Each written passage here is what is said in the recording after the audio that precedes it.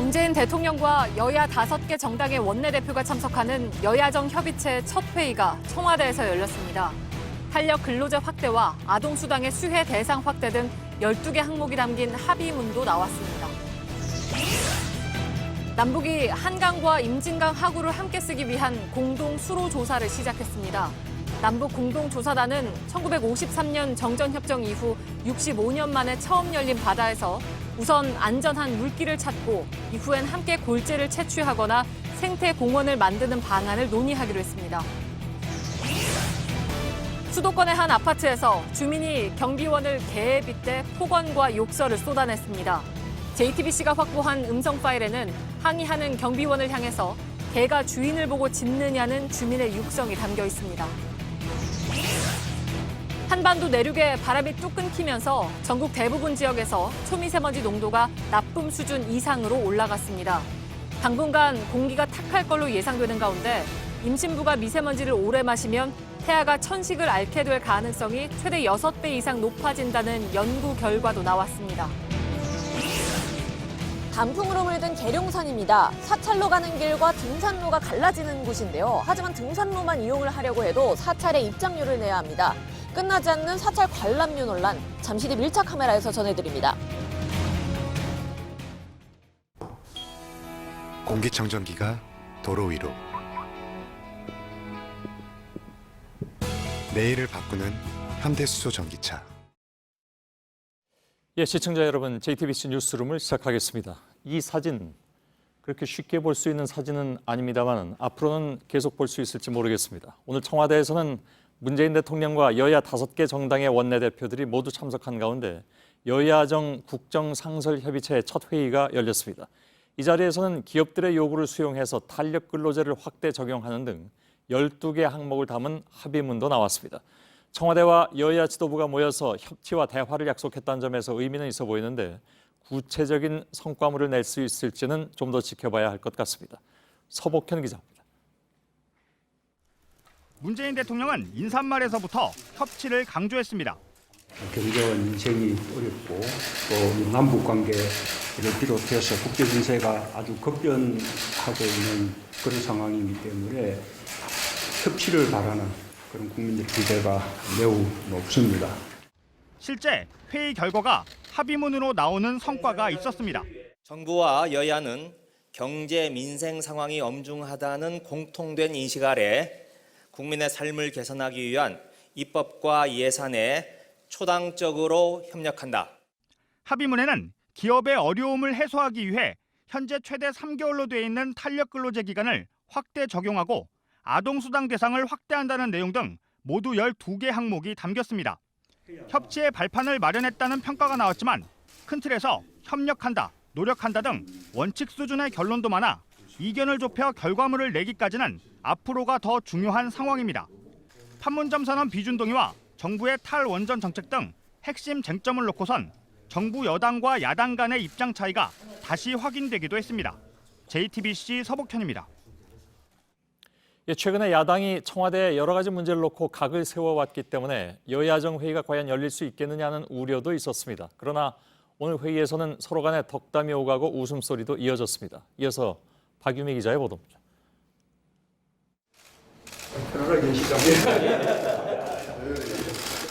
첫 번째 여야정 협의체는 웃음으로 시작됐습니다.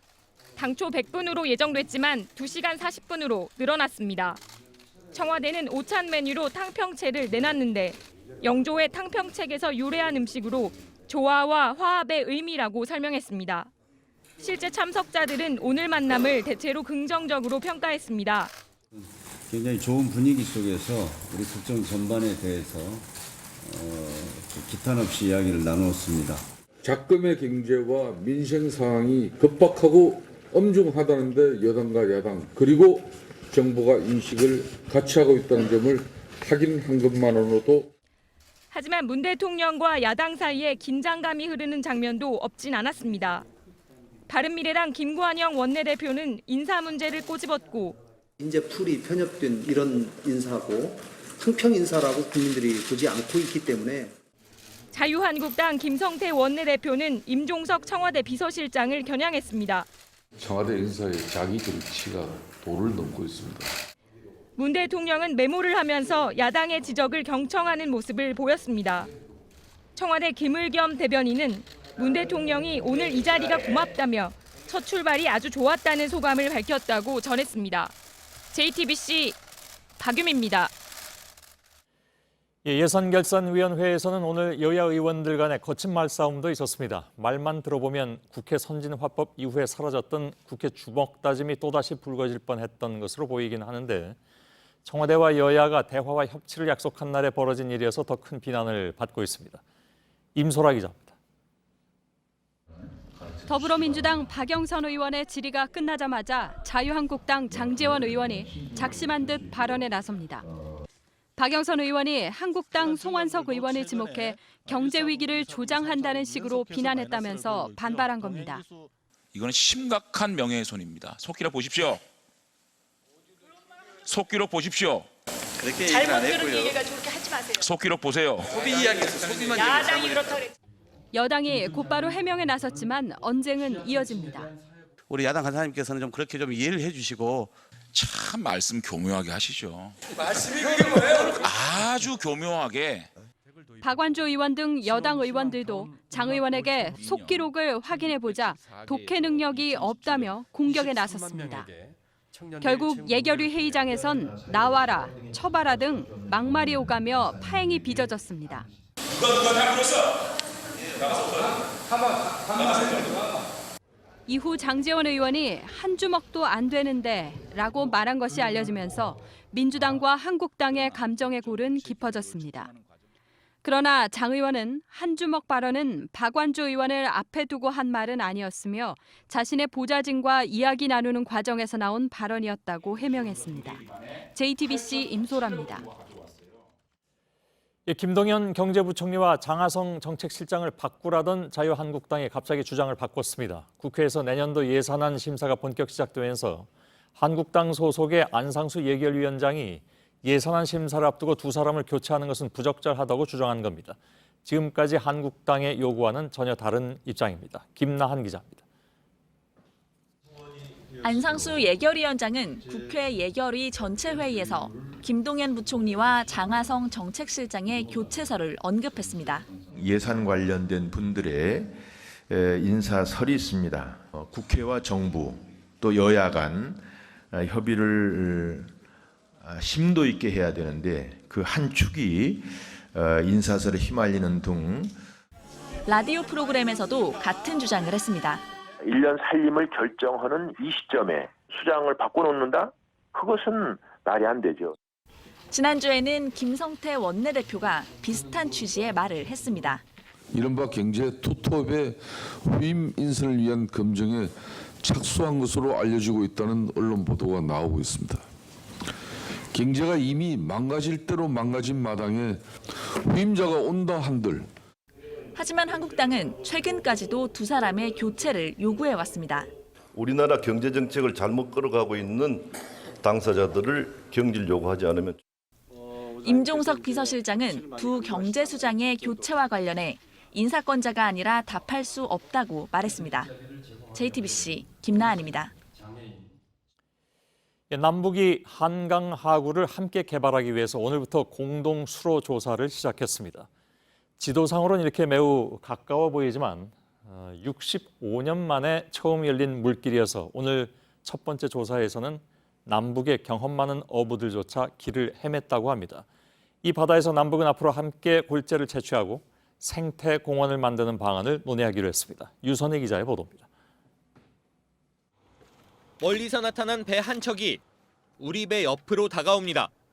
1953년 정전협정 이후 65년 동안 열리지 않았던 바닷길 한강 하구에서 남북의 배들이 만났습니다. 털모자에 외투를 입은 북한 조사단이 우리 배로 건너왔습니다. 간이 의자에 둘러앉은 남북은 갑판에서 첫 회의를 열었습니다. 회의는 예정 시간인 오전 10시보다 5시간 늦게 열렸습니다. 우리 배가 수로를 찾지 못해 약속 장소에 못 갔고 국제조난 주파수로 도착하지 못했다고 통보했습니다. 그런데 북한도 예성강 하구 쪽에서 길이 막혀 못 갔다고 답해왔습니다. 남북 모두 경험 많은 어부들이 타고 있었지만 처음 와본 물길에서 예상치 못한 모래톱과 썰물을 만나 길을 헤맨 겁니다. 남북은 65년 동안 퇴적토가 쌓여 변해버린 바다에서 안전한 물길부터 찾기로 했습니다. 국제규격에 맞게 해도를 가능해서 일반인들한테 제공할 예정입니다. 이후엔 민간에도 한강 하구를 열고 남북이 함께 골재 채취와 관광 휴양지, 생태공원 개발 사업 등을 검토하기로 했습니다. JTBC 유선입니다. 한미 해병대 연합훈련 K-맵이 오늘부터 경북 포항 일대에서 2주일 동안 실시됩니다. 한반도 비핵화와 평화 정착을 군사적으로 뒷받침하는 차원에서 6개월 동안 중단됐던 훈련이 재개된 것에 대해서 해병대 관계자는 한미가 협의한 연간 계획에 따른 것이라고 설명했습니다. 앞서 한미 양국은 올 12월로 예정됐던 대규모 연합 공중훈련인 비질런트 에이스는 유예하기로 결정했습니다. 폼페이오 미 국무장관이 이번 주말에 뉴욕에서 북한의 김영철 노동당 부위원장과 만난다고 공개했습니다. 지난 5월 말에 뉴욕 회담에서 싱가포르 정상회담을 성사시켰던 폼페이오 김영철 라인이 5달 만에 재가동되는 셈입니다. 북한이 핵 개발 재개 가능성을 경고한 데 대해서는 비핵화 검증 후에 제재 해제 원칙을 재강조했습니다. 워싱턴의 정효식 특파원입니다. I'll be in New York City at the end of this week meeting with my counterpart Kim Young-chol. I expect we'll make some real progress, including an effort to make sure that the summit. 폼페이오 장관이 CBS 등과 인터뷰에서 북미 고위급 회담의 상대가 김영철 부위원장이라고 공개했습니다. 북한 외무성이 제재 완화가 없을 경우 핵과 경제 개발을 함께하는 병진 노선의 재추진 가능성을 위협한 데 대해선 완전한 비핵화뿐 아니라 우리의 검증 능력이 경제제재 해제의 전제 조건이라고 밝혔습니다. 비핵화가 제대로 됐는지 검증을 마친 뒤에야 제재를 해제하겠다는 원칙을 강조한 겁니다. 북한의 핵개발 재개 논평에 대해선 레토릭은 걱정하지 않는다고도 했습니다. 외교소식통은 JTBC에 김 부위원장이 최선희 부상을 동행할지는 절반의 가능성이 있는 상황이라며 북한이 실무회담을 병행할 경우 파격적 신호로 봐야 할 것이라고 했습니다. 뉴욕 회담에서 핵 사찰과 2차 북미 정상회담 합의가 순조롭게 이뤄지면 철도 현장 조사 등 연기된 남북 협력 사업도 진행할 수 있는 계기가 될 것이란 분석입니다. 워싱턴에서 JTBC 정효식입니다. 최근에 몇 년 동안 여름만 빼고는 늘 미세먼지에 시달려야 하는 그런 실정입니다. 지금도 강원과 경남 일부를 뺀 전국에서 초미세먼지 농도가 나쁨 혹은 매우 나쁨 수준입니다. 오늘은 우리나라가 무풍지대에 들면서 그동안 발생한 먼지가 빠져나가지 못했습니다.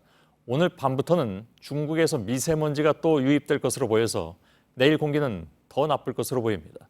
백민경 기자입니다. 사흘 전 한반도의 모습입니다. 바람의 흐름이 멎어 있습니다. 오늘도 크게 달라진 것 없이 한반도는 이른바 가을 무풍지대에 놓였습니다. 낙엽이 나무 아래 그대로 떨어져 있고 나뭇가지의 흔들림도 적었습니다. 고기압의 영향으로 대기가 안정되면서 바람이 거의 불지 않는 모습입니다. 여기에 주말 동안 발생한 미세먼지가 빠져나가지 못한 채 계속해 쌓이면서 오늘 강원과 경남을 제외한 전국의 초미세먼지 농도는 나쁨 수준이 계속됐고 한때 대부분 지역이 매우 나쁨을 기록했습니다. 앞으로도 2, 3일간 대기 정체가 이어져 미세먼지 농도가 더 올라갈 수 있습니다. 현재 서해상에선 동풍이 불어 중국에서 발생한 미세먼지는 일단 바다 위에 멈춰선 상태입니다.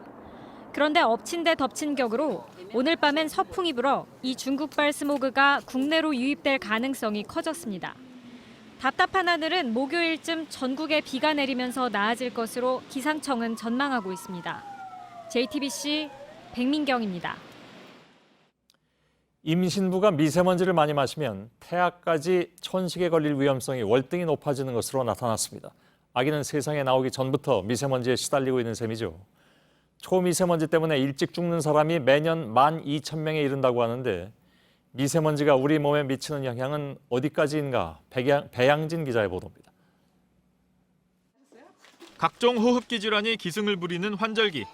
부모들의 걱정은 추워진 날씨뿐이 아닙니다. 예전보다 환경이 안 좋은 것 같아서 제 힘으로 어쩔 수 있는 건 아닌데 아이한테 미안한 생각도 들고. 그런데 임신부 때 미세먼지에 많이 노출되면 태아가 나중에 기관지 질환을 겪을 위험까지 높아지는 걸로 나타났습니다. 서울 아산병원 환경보건센터 연구팀이 1,800여 명의 어린이들을 추적 조사한 결과입니다. 임신부가 높은 농도의 미세먼지에 노출되면 아이가 초등학교 입학 전에 천식에 걸릴 가능성이 많게는 6배까지 높아졌습니다. 미세먼지에 많이 노출된 임신부의 아기는 기관지가 꽃가루나 담배 연기 등 여러 자극에 민감하게 반응하게 되기 때문입니다. 미세먼지의 영향을 가장 많이 받는 시기는 태아의 기관지가 형성되는 임신 14주에서 27주였습니다. 유년기를 지나 천식이 갑자기 생길 위험성도 최대 4배가 넘었습니다. 임신부가 마신 미세먼지가 태아에게 천식 말고도 다른 질환을 일으킬 가능성도 있어 추가 연구도 필요합니다. 우리나라에서 초미세먼지 때문에 일찍 사망하는 사람은 해마다 12,000명에 이르는 걸로 추산됩니다. 미세먼지가 생애주기별로 미치는 영향에 대해 더 면밀한 연구가 필요하다는 지적입니다. JTBC 배양진입니다. 원전을 운영하는 한국수력원자력 직원들이 부실한 부품을 납품받고도 이를 눈감아준 것으로 조사됐습니다. 이들은 납품업체인 효성으로부터 유흥업소에서 여러 차례 접대를 받고 회식비와 상품권도 받았던 것으로 나타났습니다. 공업에서 한수원과 한전 등의 발전소 설비 납품을 담당했던 김민규 씨에게 접대는 일상이었습니다. 특히 한수원으로부터 변압기 부품 납품을 따내기 위해 수백만 원의 접대도 비일비재했습니다. 문자로 접대도 있고 회사 법인카드로 300만 원. 나는 이 양주의 존재 사실을 이때 알았죠. 접대의 목표는 높은 가격에 입찰을 따내고 낮은 가격으로 납품하는 것이었습니다. 저한테 미션을 준 게 계약 변경을 해봐라. 계약 변경하면서 외함을 빼라. 한수원 측이 계약 변경 조건으로 요구한 건 뒷돈이었습니다. 대신 이것만 두둑하게 쏴라. 백머니를 달라는 거였죠. 접대하고.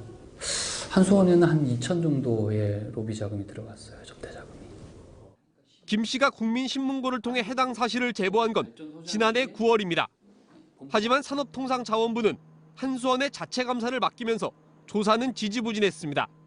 이후 수사에 착수한 경찰은 올해 7월에서야 한수원의 비리 사실을 통보했습니다. 한수원은 시효가 지났다는 이유로 관계자 16명 중 4~5명만 징계를 내리겠다는 입장입니다. 김 씨는 당시 함께 접대했던 효성 관계자들의 경우 계약 변경으로 얻은 수익금 중 1억여 원을 나눠 가졌다고 주장했습니다. 효성 내부에서 당시 징계를 받거나 그런 전혀 없죠. 전혀. 상을 받았죠, 오히려. 예, 1억 플러스 알파의 회사에 큰 기여를 했다. 재직 당시 회사 비리를 언론사에 제보했던 김 씨는 동료 비방 등의 이유로 해고돼 현재 효성과 해고 무효 소송을 진행 중입니다. 효성 측은 발주 당시 계약대로 납품을 완료했고 부당 이득을 취한 바 없다며 담당자가 개인 카드로 과도한 접대비를 사용해 회사로부터 경고를 받은 바 있다고 밝혔습니다. JTBC 박병현입니다. 네, 미국의 중간 선거가 현재 시간으로 오는 6일, 우리 시간으로 내일 치러집니다. 미국 여론조사 업체와 언론은 상원은 공화당이 우세를 지키고 하원은 민주당이 다수당으로 바뀔 가능성이 있다고 전망하고 있습니다. 선거는 막판 혼전 양상입니다. 트럼프 대통령은 번영을 이야기하면서 격전지를 돌았고 민주당의 구심점 역할을 하는 오바마 전 대통령은 관대한 미국을 강조했습니다. 백종훈 기자입니다. You want to see Georgia prosperity end quickly? Vote for the Democrat. 도널드 트럼프 대통령은 중간선거 마지막 이틀간 미국 5개 주에 격전지를 돌고 있습니다. 트럼프 대통령은 민주당이 미국 경제에 거대한 철구를 휘두를 것이라며 공화당 지지를 호소했습니다. 민주당에선 버락 오바마 전 대통령이 유세의 구심점입니다. 폭발물 소포 테러 등을 거론하며 트럼프 행정부가 미국을 분열시켰다고 했습니다. Generosity is still out there. Hope is still out there. We just have to stand up.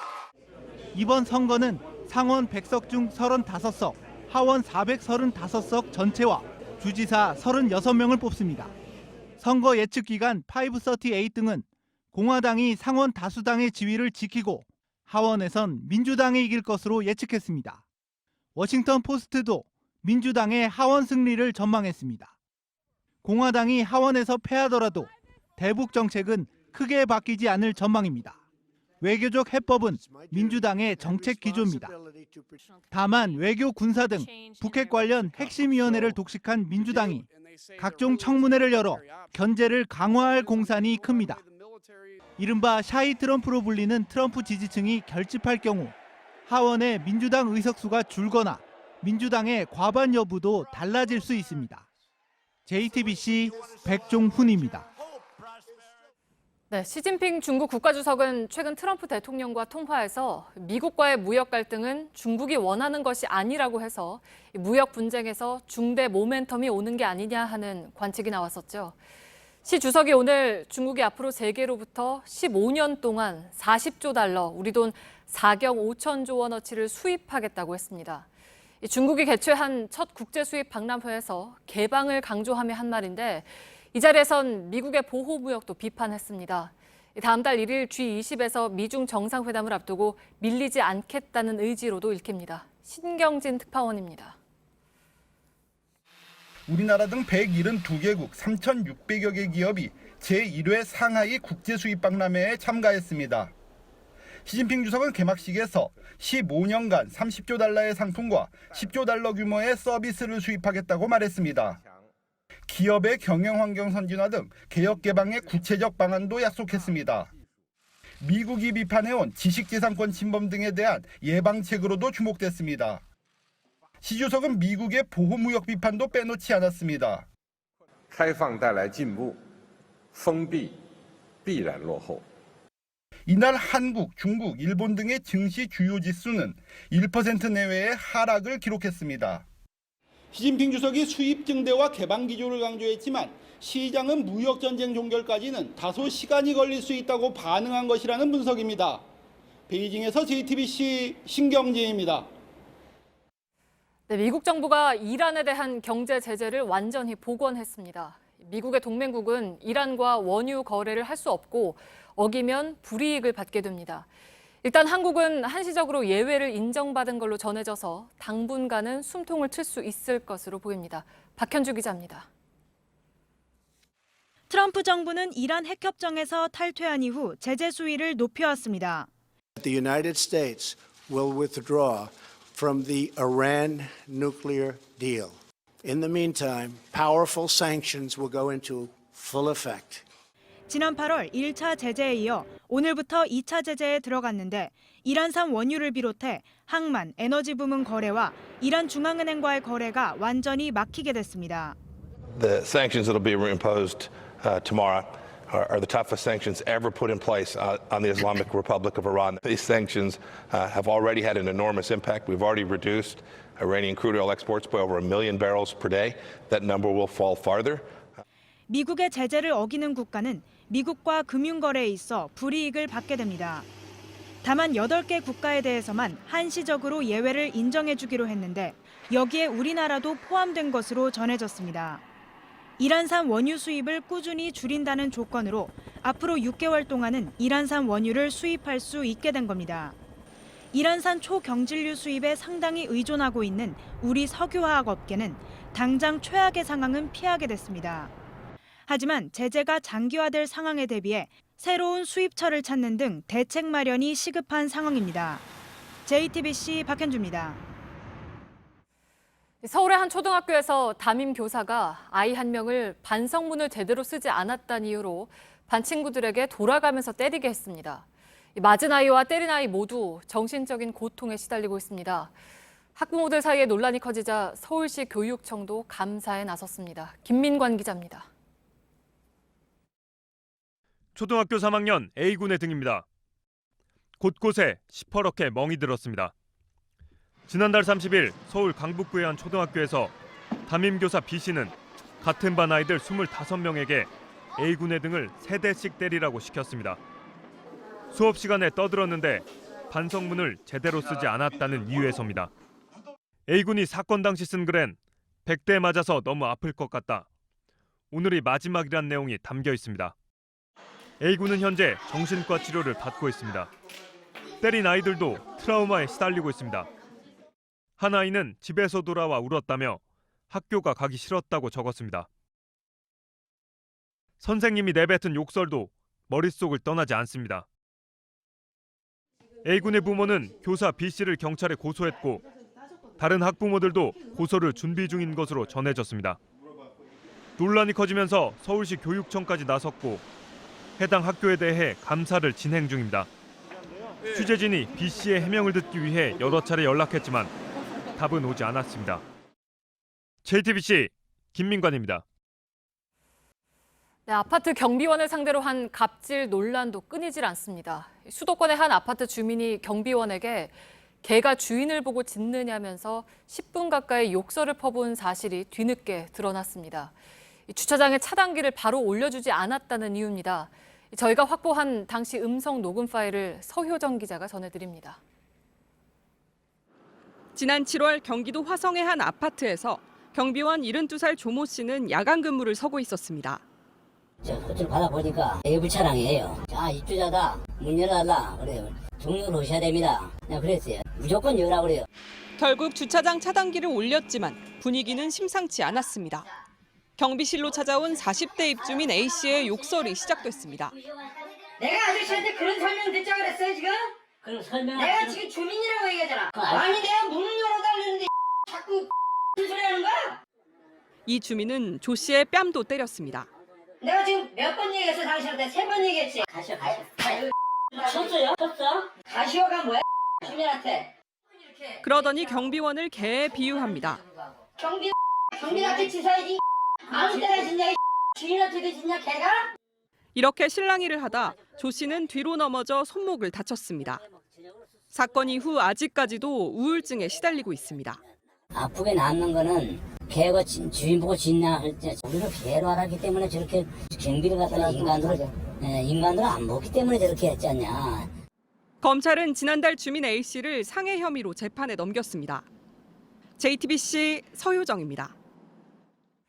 네, 역시 직원들에 대한 갑질과 함께 폭행 논란을 빚은 양진호 한국미래기술 회장에 대한 수사도 주목됩니다. 최근 피해를 입은 전 직원을 조사한 경찰은 이르면 이번 주에 양 회장을 불러 조사합니다.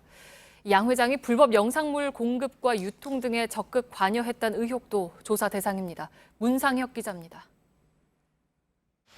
양진호 회장의 자택과 위디스크 사무실 등을 압수수색한 경찰은 이르면 양 회장을 이번 주 내로 소환해 조사할 방침입니다. 특히 경찰은 동영상 속에서 맞은 전 직원 외에도 추가 피해자들을 확보하는 데 수사력을 모으고 있습니다. 압수수색으로 확보한 USB나 휴대전화에서 추가 단서가 나올지 주목됩니다. 또 경찰은 양 회장의 불법 음란물 유통 혐의에 대해서도 수사 속도를 내고 있습니다. 지난주 경찰의 압수수색 대상엔 위디스크와 파일놀이의 영상물을 대량으로 올리는 공급업체 4곳도 포함됐습니다. 이들이 올린 영상 중엔 저작권 위반이 의심되거나 음란한 내용을 담은 영상물도 일부 포함돼 있다고 경찰은 밝혔습니다. 경찰은 이들 공급업체와 양 회장 사이에 유착관계가 있었는지 여부에 주목하고 있습니다. 이에 대해 양 회장 측은 불법 영상물 유통 혐의에 대해선 부인하면서 소환 조사에 대비하는 것으로 전해졌습니다. JTBC 문상혁입니다. 양승태 대법원장 시절에 법원 행정처가 일제 강제징용 피해자 21만 8천여 명을 잠재적 원고로 판단했던 것으로 파악됐습니다. 이들의 소송이 폭주할 것으로 우려했는데 검찰이 최근에 이런 내용이 담긴 문건을 확보해서 수사 중입니다. 검찰은 당시 사법부가 소송 폭주를 걱정해서 재판을 일부러 지연시킨 게 아닌지 의심하고 있습니다. 이가혁 기자입니다. 지난 2016년 6월 해산한 국무총리실 산하 대일항쟁기위원회는 2013년까지 우리 국민의 강제징용 피해 사례를 접수했습니다. 당시 신고된 건수는 21만 8,600여 건.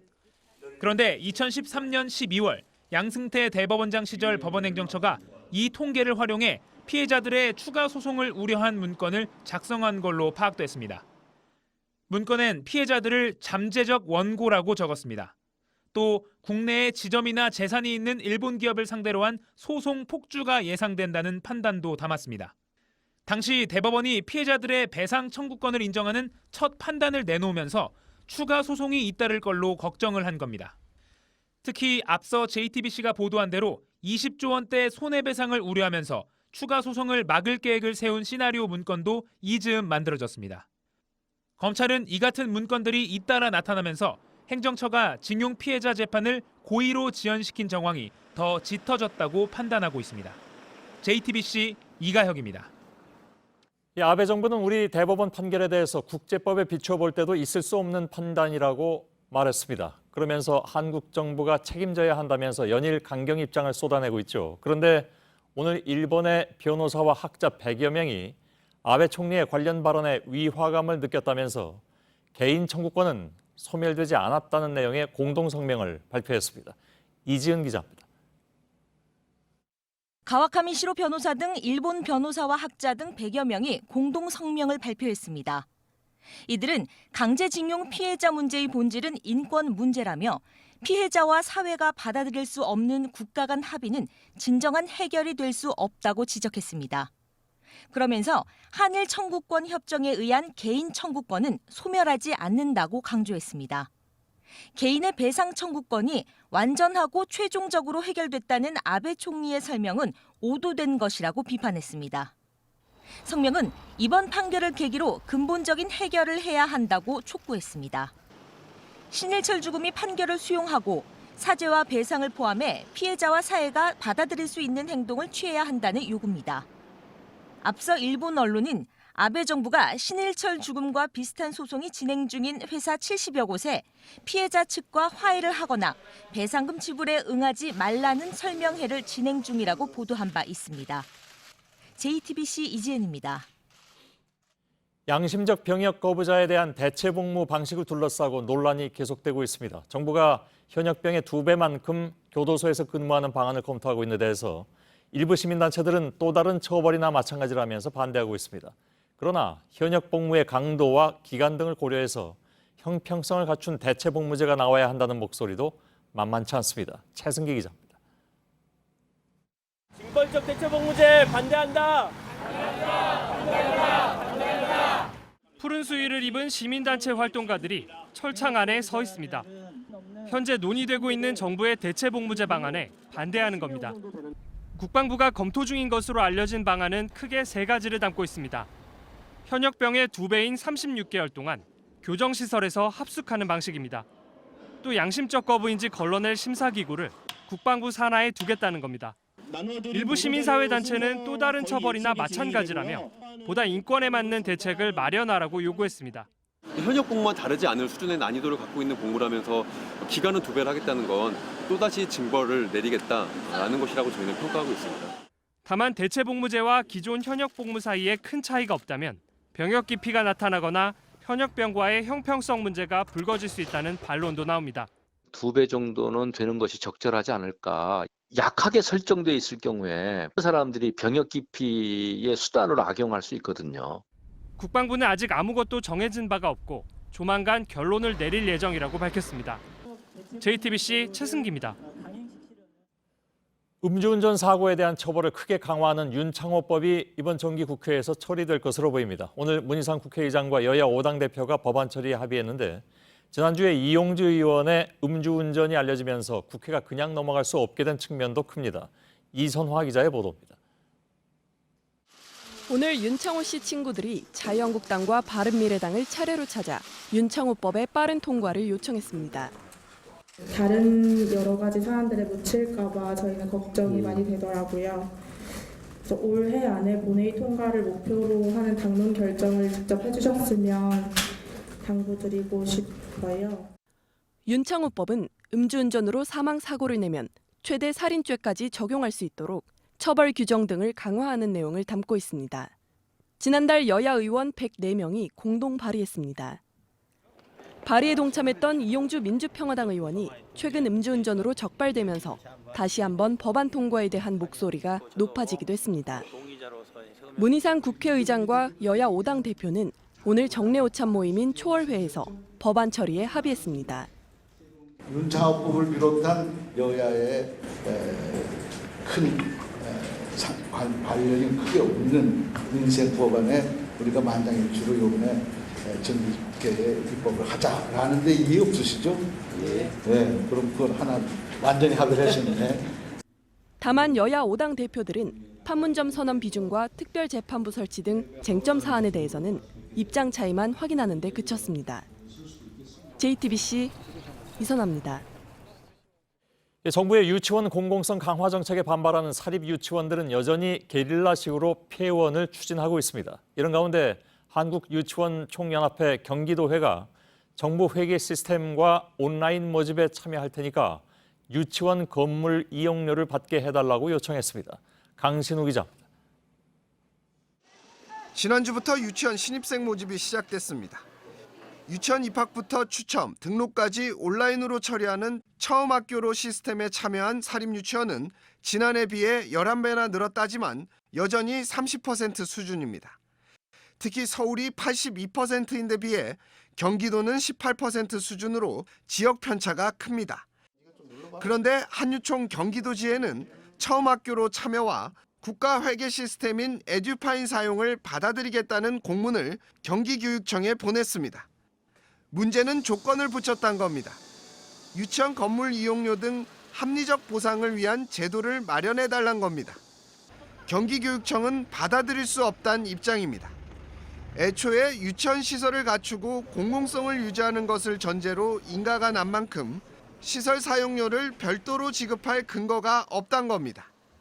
또 유치원 측 요구를 받아주면 사립 초중고등학교에도 똑같은 보상을 해줘야 하는 문제도 있습니다. 한편 지난주까지 전국에서 28개 사립유치원이 재정 악화와 운영자 건강상의 이유를 들어 학부모에게 폐원을 안내하거나 교육청에 폐원 신청서를 낸 것으로 집계됐습니다. JTBC 강신우입니다.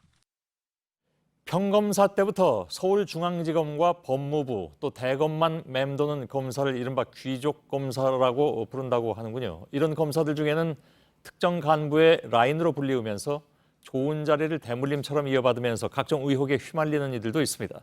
정권이 바뀔 때마다 검찰의 이런 인사 관행이 개혁 1순위로 불려왔습니다. 오늘 법무부가 투명한 인사구조를 만들겠다면서 개선안을 발표했습니다. 강현석 기자입니다. 정권이 바뀔 때마다 검찰은 개혁 1순위 대상에 꼽혔습니다. 대통령이 어디 출신인지, 법무부 장관과 검찰총장이 누군지, 검찰 출신 민정수석이 누군지에 따라 정권 입맛에 맞는 수사를 해왔다는 비판 때문입니다. 특히 이런 구조는 서울중앙지검과 대검, 법무부로 이어지는 요직만 도는 이른바 귀족 검사들에게서 두드러졌습니다. 법무부는 이런 문제를 해소하기 위해 검사 9년차까지 법무부, 대검찰청 파견을 금지하고 부장검사가 되기 전 15년 동안 주요 부서에 근무하는 기회를 한 번으로 제한하기로 했습니다. 또 그동안 사람을 먼저 자리에 배치한 뒤 인사위원회를 열어 원칙을 발표해 선인사 후원칙이란 비판을 받아온 문제도 없애기로 했습니다. 파견 등 인사 원칙을 대통령령으로 명문화한 겁니다. 검찰이 검사 발탁이라는 관행을 인정한 건 이번이 처음입니다. 하지만 정치검사나 귀족검사 논란은 대부분 부장검사 이상 고위직에서 두드러진 점을 고려하면 효과는 크지 않을 것이란 지적도 있습니다. JTBC 강현석입니다. 어제 저녁 제주의 해안가 갯바위에서 여자 아이의 시신이 발견되었습니다. 아이의 신원은 밝혀졌는데 함께 제주로 온 아이 엄마는 일주일 가까이 행적이 묘연합니다. 최충일 기자입니다. 제주 시내에서 그리 멀리 떨어지지 않은 애월읍 신엄리 해안가입니다. 엄마와 함께 제주에 온 3살 어린이는 이곳에서 싸늘한 주검으로 발견됐습니다. 인근을 지나던 낚시꾼이 갯바위 사이에 걸려 숨져 있는 여아를 보고 신고한 겁니다. 사체가 바위틈에 끼어 있는 상태였고 그 파도에서 그 몸 부분이 왔다 갔다 하는 식으로 되어 있었습니다. 제주 해경과 경찰은 어제 오후 6시 반쯤 아이의 시신을 수습했습니다. 이후 신원 확인 작업을 벌인 끝에 파주에 사는 33살 여성 장모 씨의 딸인 것을 확인했습니다. 장 씨는 10월 31일 딸과 함께 제주에 도착했고 이달 1일 파주에 가족들이 실종 신고를 낸 상태였습니다. 아이 신원은 확인했지만 엄마 장 씨는 여전히 실종 상태입니다. 제주 도착 직후 공항에서 모텔까지 택시로 이동한 행적이 확인된 이후 어디에서도 목격되지 않았습니다. 신용카드를 사용한 내역도 현재까지는 조회되지 않고 있습니다. 해경과 경찰은 CCTV 기록 등을 통해 수사를 벌이는 중인데 공개 수사로 전환하는 방안도 검토 중입니다. 또 내일 오후 아이가 언제쯤 어떻게 숨졌는지 정확히 파악하기 위한 부검을 실시할 예정입니다. JTBC 최충일입니다. 노량진에 있는 옛 수산시장에 전기와 물 공급이 끊겼습니다. 수협 측이 신 시장으로 입주하길 거부하는 상인들에 대해서 사실상 최후 통첩을 한 겁니다. 상인들은 산소통을 가져가서 수족관에 연결했고 연좌 농성도 벌였지만 수협 측은 법원 판결이 난 만큼 상인들이 자리를 비워야 한다는 입장입니다. 하예빈 기자입니다. 수족관 안 물고기들이 죽은 채로 뒤집혀서 떠 있습니다. 산소통을 가져다 급히 수족관에 연결했지만 소용이 없습니다. 시장 안은 밤처럼 어둡고 수도꼭지에서도 물이 나오지 않습니다. 수협 측이 오늘 오전 노량진 수산시장의 옛 시장 구역에 전기와 물 공급을 끄는 겁니다.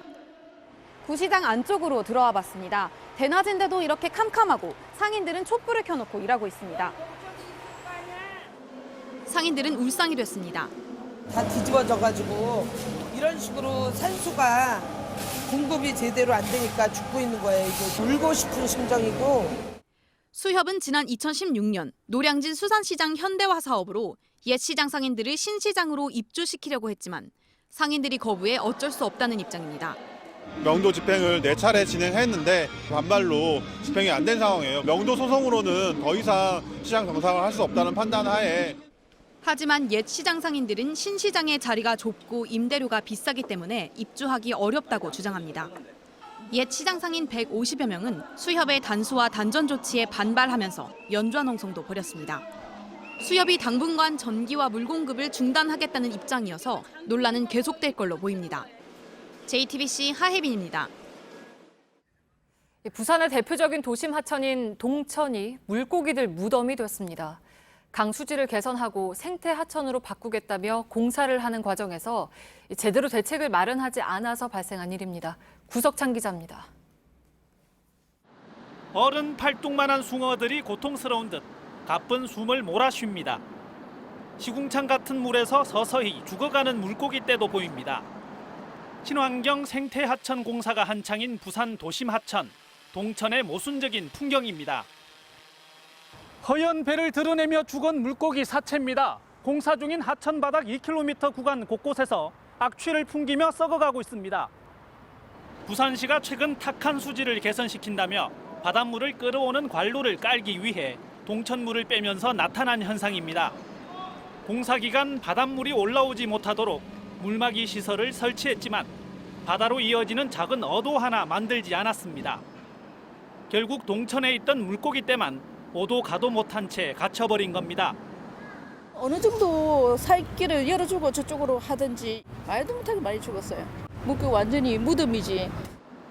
연차 사업이다 보니 매년 피해가 반복되는 것도 문제입니다. 뻘층이지. 유역 면적이 너무 넓다 보니까는 인력에도 저희들이 한계가 좀 있고요. 부산시는 남은 물고기들만이라도 잡아서 바다에 방류하고 향후 생태 조사도 추진하겠다고 밝혔습니다. JTBC 구석찬입니다. 네, 요즘 온라인으로 주문 제작 상품을 사는 소비자들이 많습니다. 자신의 취향과 치수에 잘 맞는 제품을 편리하게 살 수 있지만 주문 제작했다는 걸 핑계로 반품을 거부하는 경우도 적지 않습니다. 전다빈 기자입니다. 20대 남성 A씨는 지난 8월 온라인으로 15만 원짜리 맞춤 운동화를 주문했다가 낭패를 봤습니다. 홈페이지에 나온 사진과 실제로 받은 운동화 디자인이 달랐는데도 업체에선 주문 제작 상품은 반품이 안 된다고 했습니다. 다른 상태에서 그렇게 이제 환불이 안 된다고 하시니까 좀 당황스럽기도 했죠. A씨는 한국소비자원에 피해 구제를 신청해서 한 달 반 만에야 겨우 환불을 받았습니다. 이렇게 디자인이나 치수가 아예 잘못된 경우라도 주문 제작 상품이란 이유로 환불을 거부하는 업체가 적지 않습니다. 하지만 전자상거래법에 따르면 주문 제작 상품이라고 해서 무조건 환불을 못 받는 건 아닙니다. 그 소비자만을 위해 별도로 만들고 반품받은 제품을 업체가 다시 파는 것이 불가능하며 업체에서 환불이 불가능하다는 걸 미리 알리고 소비자에게 서면으로 동의를 받은 경우에만 반품이 제한될 수 있습니다. 이 세 가지 경우에 동시에 해당되지 않는다면 단순히 소비자 마음이 바뀐 경우라도 반품을 할 수 있습니다. JTBC 전다빈입니다. 네, 물의 도시 베네치아가 물바다가 됐다는 소식 전해드렸는데 이탈리아에서 폭풍우 피해가 커지고 있습니다. 1,400만 그루의 나무가 부러졌고 홍수 피해로 1살과 3살 아이를 비롯해서 최소 30명이 목숨을 잃었습니다. 김성탁 특파원입니다. 이탈리아 북부 지역 댐에 부러진 나무들이 가득 차 있습니다. 알프스로 이어지는 숲에도 밑둥이 잘린 나무들이 이쑤시개처럼 널려 있습니다. 지난주부터 시속 180km의 강풍을 동반한 폭풍우가 몰아치면서 1,400만 그루의 나무가 쓰러졌습니다. 이탈리아 농림업협회는 복구에 최소 100년이 필요할 것 같다고 밝혔습니다. 남부 시칠리아 섬에선 1살과 3살 아이를 포함한 두 가족 9명이 갑자기 들이닥친 강물에 집이 잠겨 숨졌습니다. Non sappiamo. Mi dispiace tantissimo per questi bambini perché ci rompono proprio il cuore a sapere quello che è successo. 사르데냐 섬을 여행 중이던 독일인 2명이 벼락에 맞아 숨지는 등 사망자가 늘고 있습니다. 도로와 광장이 침수된 베네치아를 끼고 있는 베네토주에선 방파제와 풍력 발전기 등 기관 시설이 파손되고 16만 명이 정전 피해를 겪고 있습니다. 이탈리아 정부는 50-60년 만에 가장 복합적인 기상 환경이라고 분석했습니다. 수위가 높아지는 계절적 요인에 북아프리카에서 불어오는 바람과 폭우까지 겹친 상황입니다.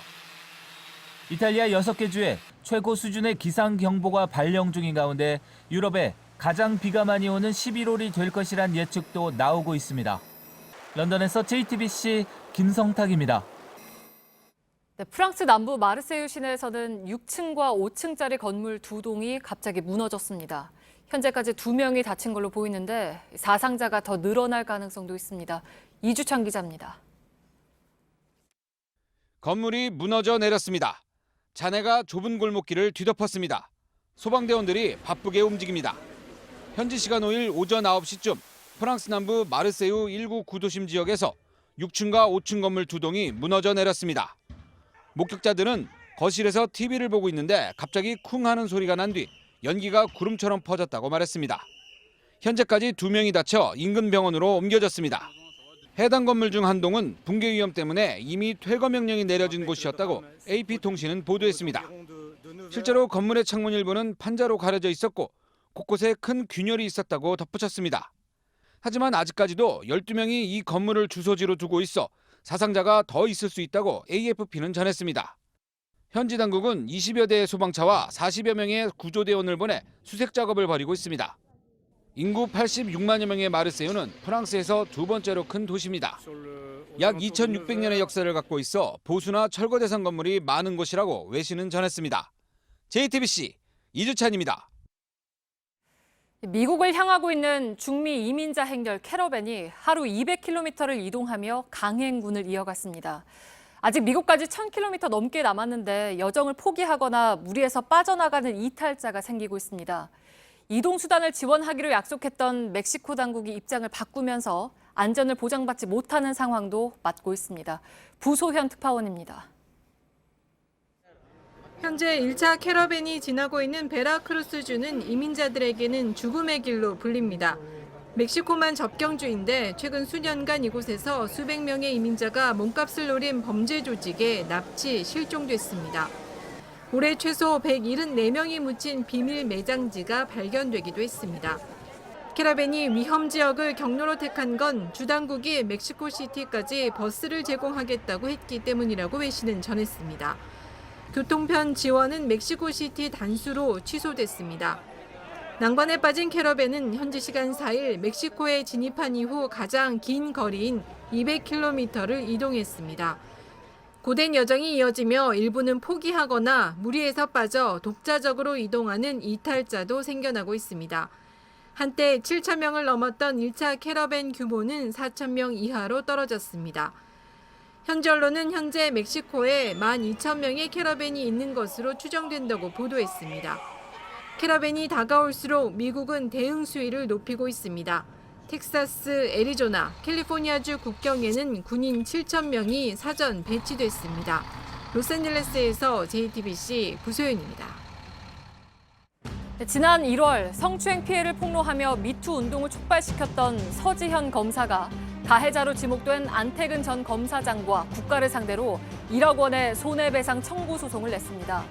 서 검사는 안전검사장으로부터 강제추행과 보복 인사를 당했다며 정신적, 신체적 고통에 대해서 책임을 져야 한다고 주장했습니다. 국가에 대해선 소속 공무원이 고의나 과실로 법령을 위반해 가한 손해를 배상할 책임이 있다고 했습니다. 방범 순찰대가 신호 대기 중에 잠이 든 운전자를 흔들어 깨웁니다. 운전자 26살 박모 씨는 어제 새벽 4시 40분쯤 부산 동구 초량동에서 면허 정지 수준인 혈중 알코올 농도 0.098%의 상태로 운전을 하다 잠이 들었습니다. 경찰은 박 씨를 음주운전 혐의로 불구속 입건해 조사하고 있습니다. 송금 실수로 잘못 입금된 돈을 인출해서 카지노에서 사용하고 아파트와 차량까지 구입한 남녀가 경찰에 붙잡혔습니다. 53살 박모 씨와 내연녀 45살 박모 씨는 지난해 9월 자신들과 거래했던 업체가 실수로 자신들의 계좌로 보내온 돈 3억 9천여만 원을 무단으로 인출해 사용하고 반환 요청도 무시했습니다. 경찰은 이들이 전국을 떠돌며 쓰고 남은 1억 3천여만 원은 회수했습니다. 내일부터 6달 동안 휘발유 등에 붙는 유류세가 15% 내립니다. 휘발유 가격은 리터당 최대 123원, 경유는 리터당 87원, LPG는 리터당 30원 내려갑니다. 다만 주유소들은 재고 물량을 소진한 뒤 세금 인하분을 적용하겠다는 입장이어서 실제 가격이 내려가는 시기는 업소마다 다를 것으로 보입니다. 중국 축구가 월드컵에 나가기 위해서는 대회를 유치하는 게 더 현실적이다. 거스 히딩크 감독은 지금의 중국 축구를 이렇게 진단했습니다. 거듭된 부진 속에 발버둥치는 중국 축구, 대표팀 상비군 선수들은 한 달째 군사훈련까지 받고 있습니다. 온누리 기자입니다. 선수는 물론 코치까지 머리를 깎았습니다. 군복을 입고 다 함께 축구도 봤습니다. 2022년 월드컵을 대비한 중국 축구의 정신력 강화 프로젝트입니다. 25세 이하 국가대표 상비군 55명은 소속팀의 프로축구 경기도 거르고 석 달간 이런 군사훈련을 받아야 합니다.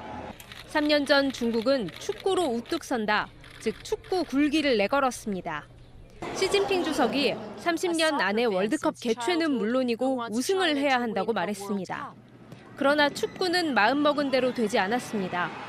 월드컵은 2002년 이후 계속 진출길이 막혔습니다. 축구의 미래도 박지 못합니다. 올림픽 대표팀을 맡은 히딩크 감독은 19세 대표팀의 아시아 대회를 찾았지만 예선 탈락만 지켜보고 허망하게 돌아왔습니다. 히딩크 감독은 월드컵 진출보다 월드컵 유치가 더 가능성이 높다고 냉정하게 진단했고 중국 언론은 차라리 2046년 월드컵을 목표로 처음부터 시작해야 한다고 꼬집었습니다.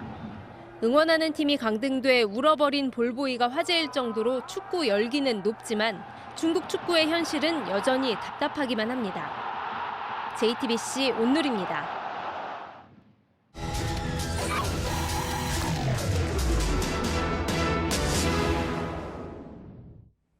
네, 요즘 가을 산행 가는 분들 계실 텐데 사찰이 있는 산을 가면 입구부터 큰 소리가 납니다.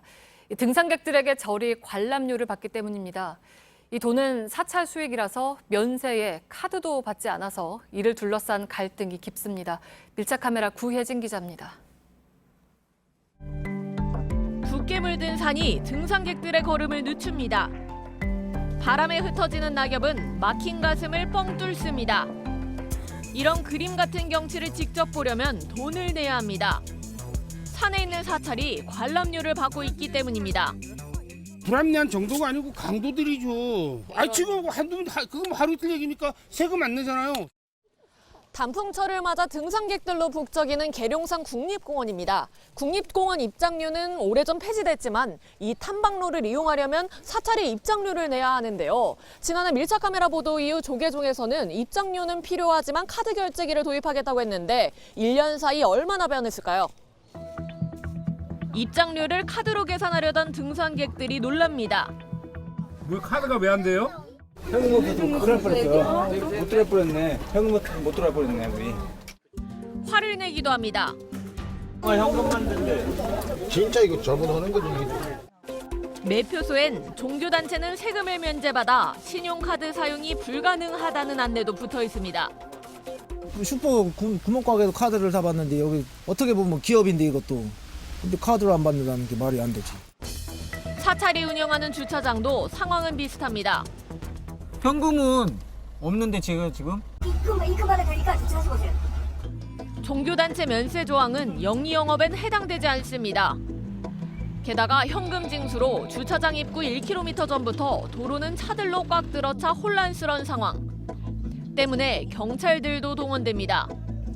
가장 논란이 되는 건 매표소 위치입니다. 건물 수백 미터 앞에서 입장료를 받다 보니 일반 등산객들도 사찰에 돈을 내는 겁니다. 길이 둘로 갈라지는 갈림길입니다. 저쪽은 사찰로 가는 길, 이쪽은 등산로인데요. 하지만 이곳까지 오려면 앞에 매표소에서 관람료를 내야 합니다. 이 등산로만 이용을 하는 사람도 관람료를 내야 하는 겁니다. 매표소도 국립공원에서 쓰던 걸 그대로 사용합니다. 그 절에 가지 않아요. 전혀 뭐 발걸음도 어차피 뭐 겉모습도 안 본다고 보면 돼요. 통행세 비슷하게 낸다고 보면 될 것 같아요. 입장료를 내지 않은 샛길이 있지만 사찰은 이 길을 막았습니다. 차를 타고 차단길을 넘어가 봤습니다.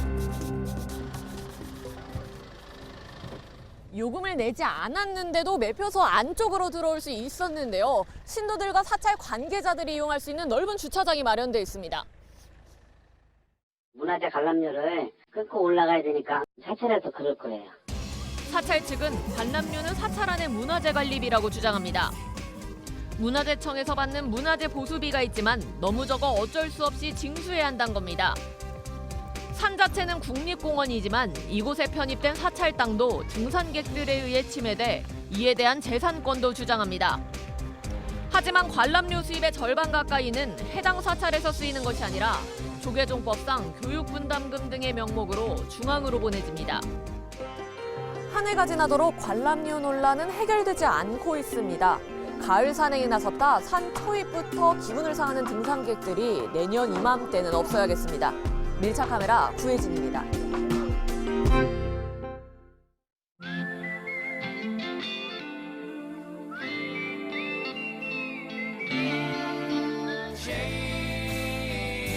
다시 꿈꾸는 겨울. 당신에겐 K2.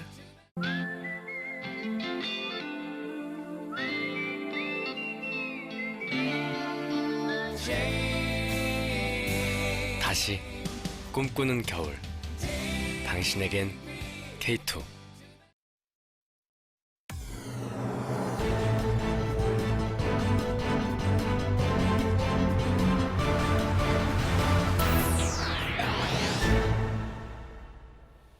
뉴스룸의 앵커 브리핑을 시작하겠습니다. 1960년대 초반 충무로, 그러니까 여기서 충무로라 함은 퇴계로와 을지로 사이의 그 물리적 존재로서의 길 이름임과 동시에 한국 영화의 메카로서의 그 충무로. 제가 어린 시절 가끔씩 지나다녔던 그 길은 말 그대로 영화의 본산지였고 길거리 사진관의 쇼윈도에도 온통 한국 영화의 스틸 사진으로 넘쳐났던 낭만의 시대였다고나 할까. 결혼하기 전에 신성일 오맹란 두 배우의 촬영 모습을 처음으로 보았던 것도 바로 그 충무로의 어느 비 오는 날 밤거리였으니까요. 신성일, 그는 60년대 청춘의 심벌이었고 그보다 더 놀라운 것은 80 언저리의 나이가 되어서도 여전히 그 청춘이란 단어를 빼고 말하기가 어려웠다는 것입니다. 60년대 말 그는 짙은 빨간색의 머스탱 스포츠카를 몰았는데 이름 그대로 그 야상마와 같았던 빨간 자동차는 그 주인과 함께 더욱 청춘의 상징인 양 각인되기도 했습니다. 저는 까까머리 중학생 때 우연히 그와 그의 자동차를 보고는 그 모든 것이 현실 같지 않았던 느낌을 가졌던 기억을 지금도 간직하고 있죠. 그렇습니다. 그는 참으로 우리에겐 현실 같지 않은 존재였습니다. 아마도 그 엄혹하고도 가난했던 시대를 관통하면서 누군가 하나쯤은 그 모든 것으로부터 해제되어 다른 모든 이들에게 판타지를 심어줘야 하는 존재로서 허락받을 수 있었다면 그것은 두말할 것도 없이 그여야 한다는 생각마저 들게 하는 그런 사람이었습니다. 그리고 아주 먼 훗날 제가 100분 토론을 진행하던 당시에 그가 국회의원 신분으로 참관을 왔을 때 저는 그 옛날 비 오는 날의 충무로 밤거리의 기억과 저를 환상에 빠뜨렸던 빨간색 머스탱 차에 대해서 얘기했죠. 그는 아 그래요 하면서 긴 말을 이어가진 않았지만 그저 제 생각으로는 판타지에서 나와 정치라는 지극한 현실에 몸담았던 그가 그 순간 그 어떤 회한에 잠시나마 빠졌던 것은 아닌가 그렇게 제 마음대로 생각했더랬습니다. 저는 앞으로도 그를 얘기할 때 그 충무로의 비 오는 밤거리와 빨간색 스포츠카를 떠올리겠지만 그러면 그럴수록 그로 상징되던 청춘과 낭만의 시대는 또한 가버렸다는 것. 오늘의 앵커 브리핑이었습니다.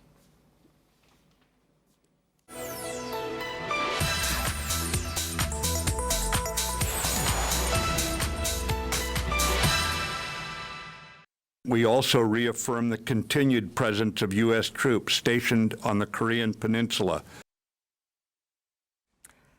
네, 팩트체크 오늘은 영상으로 결론을 먼저 말씀드렸습니다. 오대영 기자, 전시작전권과 관련한 두 가지 내용을 확인을 했죠? 그렇습니다. 전작권 환수 이후에 주한미군이 철수할 것이라는 온라인상의 주장이 그 하나고요. 네. 또 하나는 전작권 전환 후에 핵 우산 작동 불능화될 수도 있다라는 주장인데 둘 다 사실로 보기 어렵습니다. 네, 그러니까 미군은 그동안 다른 나라의 지위를 받은 적이 없는데 특히 또 법적으로도 그렇게 되어 있다라는 얘기가 있지 않습니까? 네, 일각에서는 미국의 헌법에 아예 다른 나라의 지위를 받을 수 없다라고 명시되어 있다는 주장도 나오는데 네. 저희가 헌법을 확인해 보니까 그런 내용은 없었습니다. 네. 이 문서를 한번 보겠습니다. 이번에 함께 나온 전시작전 통제권 전환 이후에 연합방위 지침입니다. 양국 국방장관의 합의입니다. 전작권 전환 이후에도 주한미군은 한반도에 계속 주둔한다고 정해져 있습니다. 그러니까 주둔은 계속한다는 건데 그러니까 철수는 아니더라도 규모를 좀 크게 줄일 가능성은 없습니까? 현재 주한미군의 숫자가 28,500명 정도로 추산이 되고 있습니다. 네. 한미 상호방위 조약에 따른 것으로 이걸 훼손할 정도로 줄이기는 어렵습니다. 지난 8월 미국 의회를 통과한 국방수권법을 보겠습니다. 주한미군을 22,000명 아래로 감축하려면 의회 승인을 받도록 규정돼 있습니다. 그러니까 단기간에 많은 병력을 일방적으로 감축하는 건 어렵다는 얘기입니다. 단 이 법은 예산처럼 1년에 한 차례씩 개정합니다. 변동 가능성은 열려 있습니다. 네, 다음 내용도 좀 볼게요. 핵 우산을 쓸 수 없다. 이것도 사실로 보기 어렵다는 거잖아요. 예, 앞서 보신 연합방위 지침을 다시 한번 보겠습니다. 네. 미 합중국 국방부는 확정 억제를 지속적으로 제공한다고 명시가 되어 있습니다. 북한의 핵 위협에 대응하는 핵 우산은 전작권 환수 뒤에도 유지된다는 얘기입니다. 네, 근데 이제 이렇게 합의를 했더라도 연합사령관이 미군일 때 하고 한국군일 때 하고 같을 수 있겠느냐 하는 의견이 있잖아요. 네, 그런 의견들이 꽤 많습니다. 네. 그래서 이번 발표를 통해서 이게 현실화된다면 뭐가 달라질 것이냐를 봐야 되는데 네. 작전과 관련된 큰 틀에서의 권한은 변함이 없습니다. 지금도 앞으로도 한미가 공동으로 행사합니다. 한국 2명, 미국 3명으로 구성된 한미 군사위원회가 작전을 짭니다. 그리고 지휘권은 바뀝니다. 네. 작전을 실행하는 한미연합사령관이 미군에서 한국군으로 이렇게 바뀌게 네. 되는 겁니다. 연합사령관 아래의 육군은 한국이 지휘하고 있고요. 해군과 공군은 미군이 하는데 이 역시 변하지 않습니다. 핵 우산 같은 전략 자산은 미국 대통령이 사실상 결정합니다. 항공모함 같은 재래식 무기의 사용은 한미 군사위원회가 결정합니다. 그래서 한미 연합사령관이 바뀐다고 해서 핵 우산에 지장이 생긴다는 건 사실로 보기 어렵습니다. 네, 팩트체크 오대영 기자였습니다.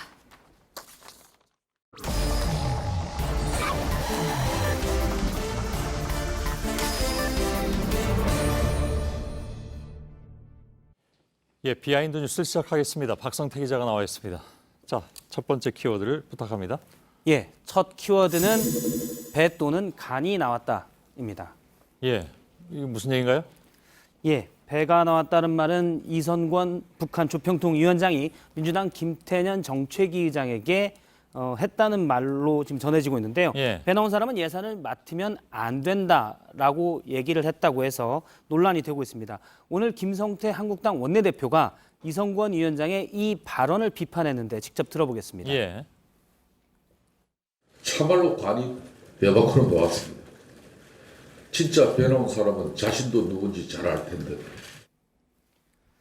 예, 진짜 배 나온 사람을 구체적으로 지칭하진 않았지만 예. 바른미래당의 하태경 의원은 이성권 위원장의 해당 발언을 김정은 위원장이 만약 들으면 혼날 것 같다라고 얘기하기도 했습니다. 예. 그 배발언은 확인은 된 건가요? 확인이 안 됐습니다. 당사자인 김태년 의원은 본질을 흐리는 가십이다라고 얘기를 했고요. 사실관계를 확인하지 않았습니다. 예. 일단 청와대 대변인도 사실관계가 제대로 밝혀지지 않았다면서 말이라는 게 앞뒤 맥락이 있기 때문에 이를 다 살펴보아야 한다고 했고요. 이성권 위원장의 여러 부적절한 발언 등에 대해서도 문재인 대통령이 평양 방문 때 받은 엄청난 환대에 비하면 이 환대를 훼손하는 정도는 아니다라고 평가를 했습니다. 예. 전반적으로 대통령 등이 김정은 위원장 등으로부터 여러 환대를 받았는데 이성권 위원장의 부적절한 발언이 있었다고 하더라도 이 말로 남북관계를 규정할 수는 없다는 얘기입니다. 예. 하지만 자유한국당에서는 이성권 위원장 발언을 계속 이슈화시키고 있는데요. 처음 나왔던 냉면 발언을 이슈화시키기 위해서 이른바 목구멍 릴레이를 하고 있습니다. 뭔가요, 그건? 그러니까 이성권 위원장이 우리 기업인들을 만났을 때 냉면이 목에 넘어가느냐라는 했다는 발언을 패러디한 건데요. 예. 먼저 처음 발언을 이끌어낸 정진석 의원이 냉면에 물 타지 마세요라면서 냉면 먹는 사진을 올렸었고 이후에 여러 의원들이 누구의 추천을 받았다라면서 냉면 먹는 사진을 올리고 있습니다. 김재원 의원이 냉면이 잘 넘어간다라고 얘기했고요. 김진태 의원의 경우도 냉면을 먹는 사진을 올렸는데 일단 냉면의 양으로 봐서는 한 번에 넘어갈 양은 아닌 것처럼 보입니다. 예. 자유한국당의 의원이 아닌 이현주 의원도 냉면 먹는 사진을 저렇게 올려서 목구멍 릴레이에 동참했습니다. 아무래도 우리 정부가 북측에 좀 저자세다는 걸 이슈화시키려는 움직임인데요. 예. 물론 이성권 위원장 발언이 부적절하다면 항의하고 지적해야 되지만 그것만으로 남북관계를 규정할 수 없다는 지적도 있습니다. 예. 뭐 아무튼 사진들은 봤는데 뭐라 말하기 참 어렵습니다. 예. 예. 두 번째 키워드 보죠. 두 번째 키워드는 동물은 사라졌다로 했습니다. 어디서요? 국회에서 예. 예전에는 여야 의원들 간의 몸싸움이 심해서 이른바 동물국회라고 했었는데요. 예. 최근에는 몸싸움은 별로 보이질 않고 있습니다. 저 벵갈 고양이 얘기가 아니었나요? 예, 그렇습니다. 예. 예. 알았습니다. 예. 오늘 한국당의 장제원 의원과 민주당의 박완주 의원이 몸싸움 일촉즉발 위기까지 갔는데요. 아까 그건 잠깐 전해드리긴 했습니다. 예, 리포트에서 나왔는데요. 일단 박영선 의원의 발언에 민주당의 장제원 의원이 문제 제기를 하면서 시작됐습니다. 장제원 의원은 박영선 의원의 발언이 야당 의원의 명예훼손성 발언이다라고 강도 높게 비판을 했는데 발언 중에 민주당의 박완주 의원이 장제원이 독해를 잘 못한다. 박영선 의원의 발언을 속기록으로 확인하자라면서 두 의원 간의 말싸움이 시작이 됐습니다. 예. 장제원 의원이 발언을 다 끝낸 뒤에 박완주 말 조심해라고 얘기하자 박완주 의원이 서로 좀 감정이 격해지면서 예. 나와 하면서 실제 두 사람은 오늘 예결위장 밖으로 나갔습니다. 예. 그러면서 서로 간에 누가 먼저 얘기했는지는 확인이 안 됐는데요. 쳐봐 하면서 했지만 실제 아무도 치지는 않았고요.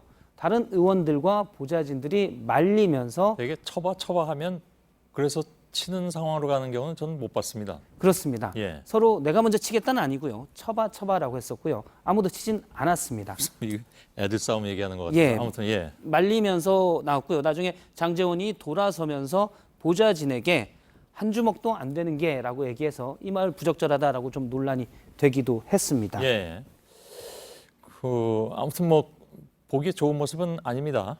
그렇습니다. 예. 사실 이전에 몸싸움은 흔했습니다. 국회에서 국회 선진화법이 통과된 게 2012년인데요. 예. 2009년 국회의 모습입니다. 당시 법 통과를 막으려고 의장단으로 돌진하는 의원의 모습이 사진에 찍힌 적도 있고요. 예. 매년 저런 모습들은 쉽게 봤었습니다. 실제 앞서 이제 쳐봐 하지만 안 쳤지만 내가 먼저 칠 거다 하는 경우도 있었는데요. 예. 유명했던 사건이 바로 한나라당 김성애 의원과 민주당 강기정 의원의 주먹 다짐이었습니다. 잠깐 영상을 보면 김성애 의원이 내가 먼저 맞았어 라면서 피를 약간 닦으면서 달려가서 강기정 의원을 찾아서 직접 주먹 다짐을 했습니다. 예. 지금 손으로 내가 먼저 맞았다라고 얘기하는 장면입니다.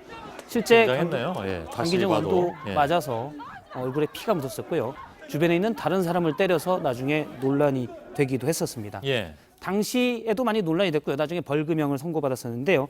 이명박 전 대통령이 김성애 의원에게 수고했다라고 그날 전화를 해서 폭력 국회를 조장하냐라는 비판을 받기도 했습니다. 아, 저런 일도 있었군요. 그렇습니다. 예, 예. 하지만 실제 국회 선진화법 이후에 몸싸움까지 이어지는 경우는 상당히 거의 없었고요. 예. 지난 2016년에 민주당 표창원 의원과 장제원 의원이 서로 나와봐, 왜 불러, 깡패야, 뭐 이런 말을 주고받긴 했었는데 예. 나중에 썰전에서 서로 화해했습니다. 예. 그랬었죠. 예. 세 번째 키워드는요? 세 번째 키워드는 지만원 딜레마로 했습니다. 예. 아직도 지속되나요? 그렇습니다. 지만원 씨가 운영하는 시스템 클럽이라는 홈페이지를 잠깐 보면 최근 글은 대부분 김성태 자유한국당 원내대표를 비판하는 글입니다. 지금 자유한국당의 추천위원들 7명이 모두 지만원 씨를 위원으로 추천하고자 하는데 김성태 원내대표가 독단적으로 절대 불가를 외친다라면서 실제 역적이라고까지 주장했고요. 오는 수요일에는 김성태 원내대표에게 역적이라고? 그렇습니다. 예, 예. 역적이라고 주장했고 오는 수요일에는 김성태 원내대표의 지역구 사무실에 가서 시위도 할 예정입니다. 누가요? 지만원 씨와 본인이? 예. 예. 지만원 씨가 본인의 뜻에 동조하는 사람들을 모아서 집회를 열 예정입니다. 예. 근데 지난번에 저 자유한국당에서 지만원 씨를 뭡니까 검토한 적이 없다고 공식적으로 얘기는 하지 않았던가요? 그렇습니다. 5.18 진상규명위 위원으로 지만원 씨를 추천하자는 목소리가 당내에 일부 있다라는 보도가 나왔었고 예. 저도 전해드린 바가 있는데요. 자유한국당에서는 당시 공식적으로 그런 논의를 한 적이 없다라고 했었습니다. 예. 여기에 대해서 지만원 씨가 무슨 소리냐, 추천위원들이 다 자신을 추천했다라고 주장을 하는 건데요. 예. 하지만 지만원 씨가 틀린 부분도 있는 게 추천위원회는 김성태 원내대표와 윤재욱 원내 수석부대표도 들어갑니다. 예. 그러니까 두 사람은 처음부터 계속 반대를 했고요. 제가 오늘도 확인을 해보면 다른 위원의 경우 명확히 말할 수 없다라는 입장이어서 일단 의견이 정리되지는 않은 것으로 보입니다. 예. 문제는 자유한국당에서 공식적으로 지 씨를 추천하지 않겠다는 입장인데 그러면 다른 사람이라도 빨리 추천해야 되는데 이게 늦어지고 있는 겁니다. 그래서 혹시 지 씨와 그 지지 세력의 눈치를 보는 것 아니냐 이런 주장이 나오고 있고요. 예. 이에 대해서 한국당 관계자는 적합한 인물을 추천하는데 고민 중이고 시간이 걸린다. 쉽진 않다라고 얘기를 했습니다. 예. 아무튼 뭐 끝이 어떻게 되는지 좀 봐야 되겠군요. 예. 예. 박성태 기자였습니다. 네. 날씨입니다. 내일도 전국이 대체로 맑겠습니다. 하지만 밤사이 중국에서 스모그가 유입되고 내일 바람도 불지 않아서 국내에서 발생한 오염물질까지 대기 중에 쌓이겠습니다. 강원과 경남 일부 지역을 제외한 전국의 초미세먼지 농도가 나쁨 수준을 보일 전망입니다. 미세먼지는 목요일 전국에 비가 오면서 좀 해소될 걸로 보입니다. 예. 오늘 끝나고 곧바로 소셜 라이브 팩트체크 팀 순서로 이어지겠습니다. 저희들은 내일도 최선을 다하겠습니다. 여러분 고맙습니다.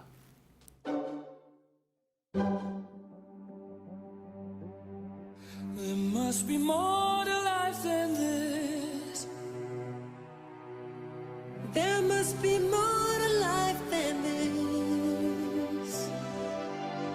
How do we cope in a world without love? Mending all those broken hearts and tending to those crying faces. There must be more to life than killing. A better way for us to survive. I live and hope for a world filled with joy. There must be more to life than this. Why is this world so full of hate? People dying everywhere.